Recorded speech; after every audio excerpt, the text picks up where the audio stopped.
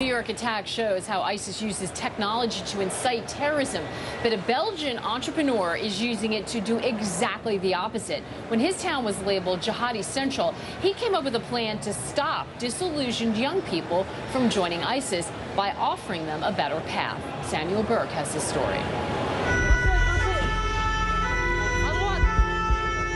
It was a night that's painfully hard to forget. Terror on the streets of Paris, a series of attacks across the City of Lights. The most gruesome, the massacre at the Bataclan Theater, where 90 people lost their lives. The manhunt led investigators to the Brussels suburb of Molenbeek. Between the tree-lined streets and low-rise apartments, 3 of the Paris attackers lived here. I never think these people of my area can do something like that. Never. So I start some reflection.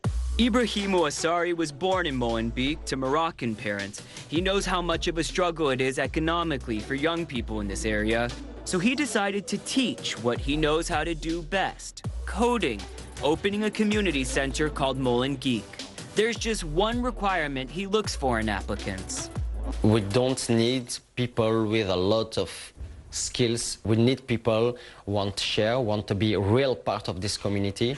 They want to learn, want to change something in their life. There's nothing old school about the lessons taught here. All the instruction is done in small groups and in one-on-one training. When Belgium's Vice Prime Minister heard about the program, he immediately asked Ibrahim to come to his office. A week after their meeting, the Belgian government began supporting MolenGeek.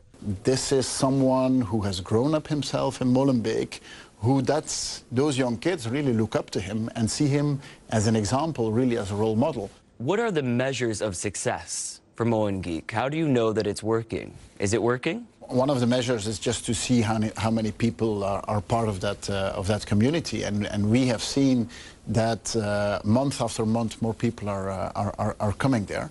They've had to even turn down people who want to join the program. Exactly. So that shows that there is definitely an attraction to what they are doing. We see that there's projects that are being brought outside as well, and that are starting to try to be businesses. Has anybody gone on and created their own app, their own company? Quick Lyric is an application downloaded more than 500,000 times. And what does the app do? It gives you the lyric of the music.